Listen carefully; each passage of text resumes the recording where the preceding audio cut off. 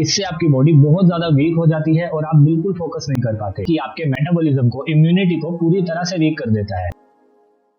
Intermittent fasting internet पे सबसे ज्यादा सर्च किए जाने वाले टॉपिक्स में से एक है, लेकिन स्टिल इसके बारे में सही जानकारी अवेलेबल नहीं है और बहुत सारी कंफ्यूजन अभी भी बनी हुई है। कोई कहता है ये आपके वेट लॉस के लिए सच में मैजिक की तरह काम करता है और कोई कहता है कि आपके मेटाबॉलिज्म को, इम्यूनिटी को पूरी तरह से वीक कर देता है।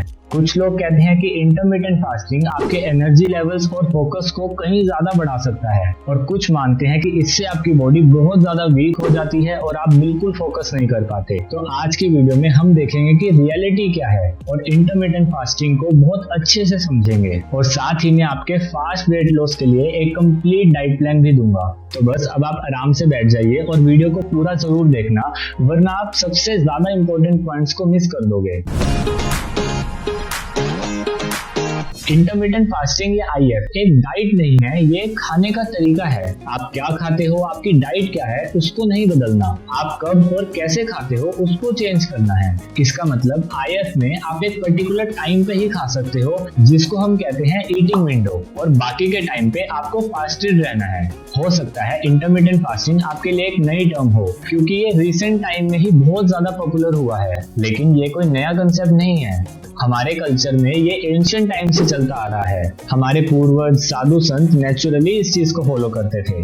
देखो, हमारी ह्यूमन बॉडी सारा दिन खाना डाइजेस्ट करने के लिए नहीं बनी है। जब आप बार बार खाना खाते हो तो आपका ब्लड शुगर स्पाइक होता है और आपकी बॉडी को ज्यादा इंसुलिन प्रोड्यूस करना पड़ता है। और एक बात याद रखना, जितना आपकी बॉडी में इंसुलिन ज्यादा होगा उतना ही फैट स्टोरेज भी ज्यादा होगा। अगर आपको फैट लॉस करना है तो सबसे पहले अपने शुगर लेवल्स को कंट्रोल करना होगा और इंटरमिटेंट फास्टिंग इस चीज के लिए सच में कमाल करता है। ये इंसुलिन को हमारी बॉडी में कम करता है और शुगर लेवल को मेंटेन करके रखता है, जिससे आपका फैट बर्निंग प्रोसेस ऑटोमेटिकली बहुत ज्यादा स्पीड अप हो जाता है। जब भी आप खाना खाते हो, स्पेशली कार्ब्स, तो आपकी बॉडी में एक हार्मोन प्रोड्यूस होता है जिसको इंसुलिन कहते हैं और इस इंसुलिन का काम होता है आपके खाने से ग्लूकोज को लेकर बॉडी के हर सेल तक लेकर जाना, जिससे हमें एनर्जी मिलती है। लेकिन ऑब्वियस सी बात है, आपको हर टाइम एनर्जी की नीड नहीं होती, तो फिर उस टाइम क्या होता है?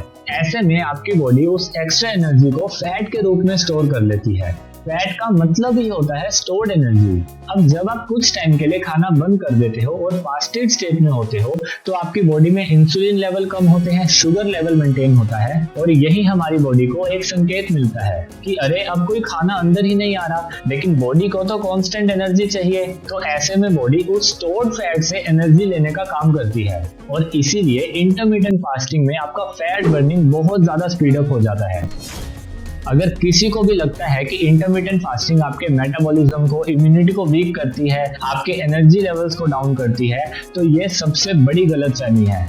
देखो, इंटरमिटेंट फास्टिंग आपके वेट लॉस के लिए तो one of the best option है ही, लेकिन ये आपकी ओवरऑल हेल्थ के लिए भी बहुत अच्छा ऑप्शन है। इंटरमिटेंट फास्टिंग सिर्फ एक डाइट नहीं है, ये एक लाइफस्टाइल है और हाँ, आप इस लाइफस्टाइल को बहुत लॉन्ग टर्म के लिए भी फॉलो कर सकते हो और इससे आपको बहुत सारे हेल्थ बेनिफिट्स मिलने वाले हैं। देखो, इंटरमिटेंट फास्टिंग का काम सिर्फ फैट को बर्न करना नहीं है, ये उससे बहुत ज्यादा करता है। इससे आपका ब्लड शुगर स्टेबल रहता है, जिससे आपकी बॉडी में कांस्टेंट एनर्जी का फ्लो बना रहता है और एनर्जी क्रैश नहीं होता। सेल्यूलर रिपेयर, इंटरमिटेंट फास्टिंग के ड्यूरिंग आपकी बॉडी एक ऑटोफेजी नाम के प्रोसेस को स्टार्ट करती है, जिसको सिंपल लैंग्वेज में एंटी एजिंग प्रोसेस भी कहते हैं। इसका मतलब है बॉडी अंदर से खुद को सेल्फ क्लीन करती है।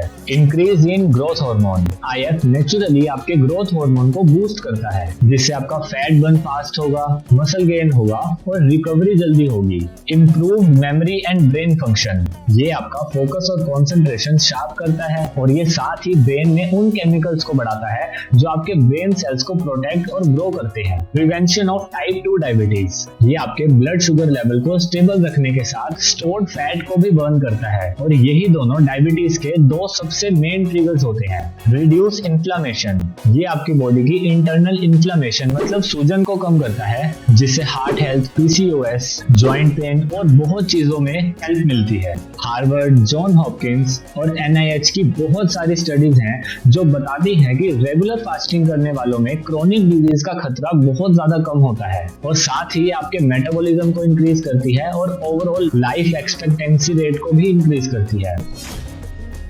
सबसे पहला 16:8 मेथड, मतलब 16 घंटे का फास्ट और 8 घंटे की ईटिंग विंडो। सेकंड, ओमेड, मतलब 1 मील अ डे। थर्ड, 5:2 मेथड, जहां आप वीक में 5 दिन नॉर्मल डाइट लेते हो और 2 दिन फास्टिंग करते हो। लेकिन इनमें से आपके लिए बेस्ट कौन सा है? सीधा सा आंसर 16:8। ये इंटरमिटेंट फास्टिंग का सबसे इजी, सबसे पॉपुलर और सबसे असरदार तरीका है। अगर आपने फास्टिंग पहले कभी ट्राई नहीं की है तो आप 12:12 से स्टार्ट कर सकते हो, मतलब 12 घंटे की फास्टिंग और 12 घंटे की ईटिंग विंडो, और धीरे धीरे आपको 14:10 पे शिफ्ट होना है और फिर एंड में 16:8। और हाँ, हमें अपने इस 8 घंटे की विंडो में ही अपना पूरा न्यूट्रिशन कंप्लीट करना है। अपनी डाइट में हाई प्रोटीन, रिच फाइबर और हेल्दी फैट्स वाले ऑप्शंस को इंक्लूड करो और फास्ट फूड को अवॉइड करना है। फास्टिंग विंडो में आप पानी पी सकते हो या कोई भी 0 कैलोरिक ड्रिंक ले सकते हो, जैसे ब्लैक टी या ब्लैक कॉफी। एक सबसे इम्पोर्टेंट चीज, आपको पूरे दिन में एटलीस्ट 3 से 4 लीटर पानी पीना है।